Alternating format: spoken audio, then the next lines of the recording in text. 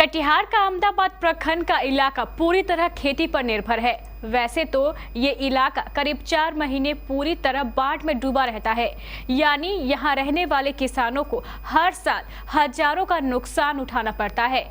इसके बाद भी किसानों को प्रखंड कृषि भवन से ना तो कभी सरकारी बीज मिला और ना ही कभी खाद।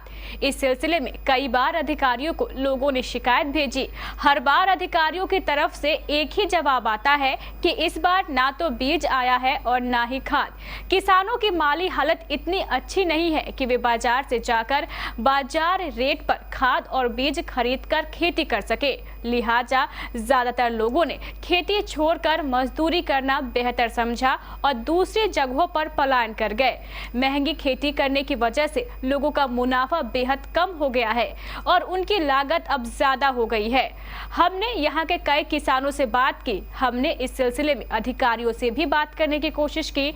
उनका जवाब था कि इस बार किसानों को उनकी क्षतिपूर्ति दी जाएगी, लेकिन किसानों की शिकायत है कि क्षतिपूर्ति के आकलन में भी सिर्फ कोरम पूरा किया गया। लिहाजा उन्हें ऐसी उम्मीद नहीं है कि किसानों को सही क्षतिपूर्ति मिलेगी।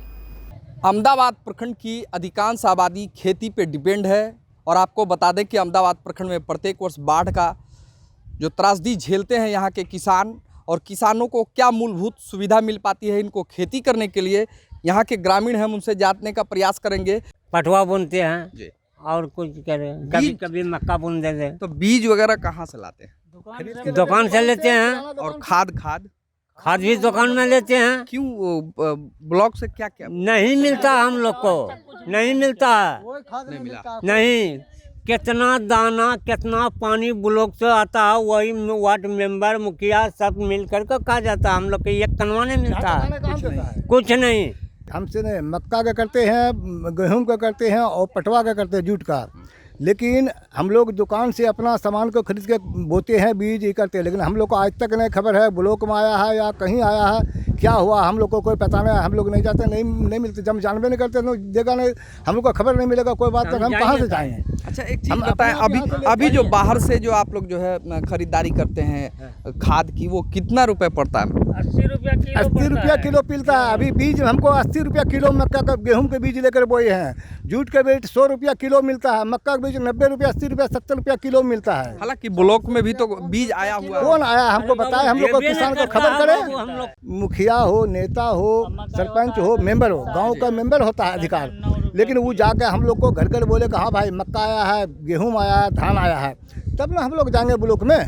और जब हमको पते नहीं है तो हम क्या रोज ब्लॉक दौड़ कर क्या करेंगे? यहाँ तो बाढ़ का इसी एरिया है। यहाँ मकई और गेहूं और पटवा छोड़ के दूसरा कुछ होता ही नहीं है। तो क्या बीज वगैरह खाद कहाँ सारा दुकान से लेते हैं। 80 टका गेहूं का बीज है, 80 टका में अभी 15 टका में बेचते हैं और 80 टका में खरीद के लेते हैं। क्या मुनाफा हो पाता है इतना महंगे? कुछ भी नहीं होता है, लेकिन क्या करेंगे, लाचार हैं हम लोग का, कोई देखने वाला थोड़ी है। सब्जी की खेती करते हैं। सब्जी की अभी क्या लगाए खेतों में? आलू लगाए हैं। कितने इसमें जमीन में लगा है? ये आलू जो है 3 बीघा लग रहा है। खाद दुकान से खरीद के। क्यों ब्लॉक से नहीं मिलता है? ब्लॉक से नहीं मिलता है। कभी गए हैं ब्लॉक मांगने के लिए? किसान मांगने जाता है कि अभी खाद नहीं आया है। हर बार यही मिलता है। हाँ। तो आप लोग जब खेती करते हैं तब कभी खाद मिला कि नहीं? नहीं, कभी भी नहीं। कभी मिलता था तो वो जैसे वो गोबर वाला खाद। समस्या ये है कि हम लोग का तो बीज मिल जाता है ब्लॉक से, लेकिन खाद नहीं मिलता है। हम लोग चाहते हैं कि खाद भी मिले ब्लॉक से ही। बाढ़ आया था कैसे? बाढ़ आया था। बाढ़ तो पूरा तबाह कर दिया। पूरा तबाह कर दिया।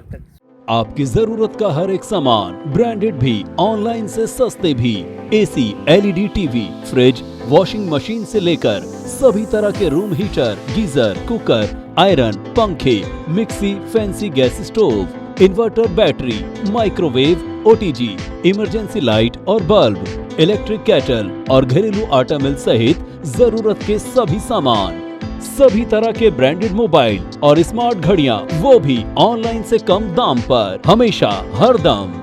सती सिक्योरिटी, नियर ऋषि भवन, बड़ा बाजार, कटिहार। Phone number 06452242573।